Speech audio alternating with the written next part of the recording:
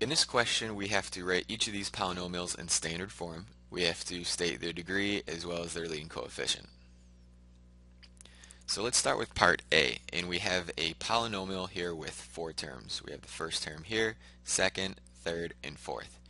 And to start off, we have to write it in standard form. Well, standard form means that we have to write the terms with the highest degree first, and then it's going to go down to the lowest degree as we move farther to the right. And to do that, we have to call out each of the degree of these terms. So, for example, this first one right here, negative 3x squared, the degree is going to be the highest exponent. So the highest exponent here is 2. So that degree is 2. This term right here, the highest exponent is 3. We're going to skip a constant because the degree of a constant is just 0. And then we're going to move on to this variable here, which is just x. There's an invisible 1 here, so that degree is going to be 1. Now, because 2x cubed has the highest degree, that term goes first. So that's 2x cubed in front. And then this one will go second because the degree of that term was 2. So that's negative 3x squared. And then we've got our x, so that's plus x, and then our constant, which is 4 at the end. So this is going to be the standard form of this polynomial right here.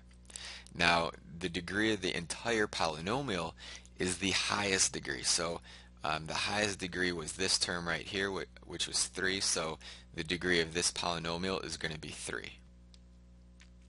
And the leading coefficient is when the polynomial is written in standard form. It's just this coefficient up here. It's the leading one of the entire polynomial, which is going to be 2. And remember, the coefficient is the number in front of a variable. So that's why it's 2 up here. On to part B, we have another polynomial with 4 terms. So I'm going to call out the degree of each of these terms. This one's going to be 5. This one's 2. This constant is 0, and this one is 1 because there's an invisible 1 right here. Now I'm going to order the terms with the degree of the highest term, the term with the highest degree goes in front. So this negative x to the 5th power stays in front, and then I'm going to write the rest of these terms.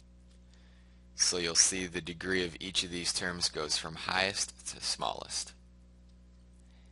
The degree of the entire polynomial is going to be 5 because this was the largest degree, so the degree of the polynomial is 5, and the leading coefficient is the coefficient in front of the first term here, which is a negative 1.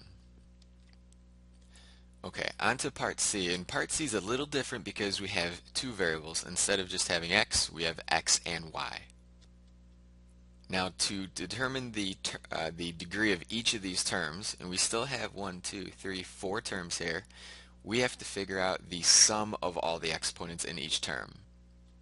Now, negative x has an invisible 1 right here, so the degree of this first term is going to be 1. But if we look at the second term, 6x squared times y cubed, we're going to add together the exponents. And we have a 2 here plus a 3 here, that's going to give us 5. So the degree of this term right here is actually 5.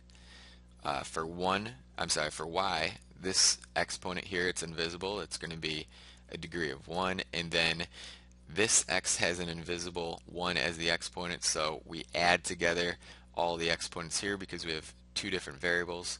That's going to give us 3. So the degree of this term is going to be 3. Now we're going to order our terms with the term with the highest degree going up front.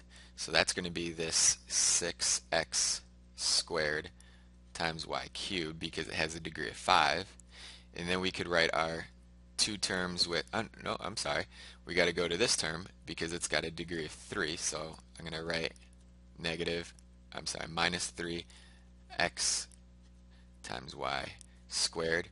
And now we're going to write each of our terms with a degree of 1, which is just a minus x plus y.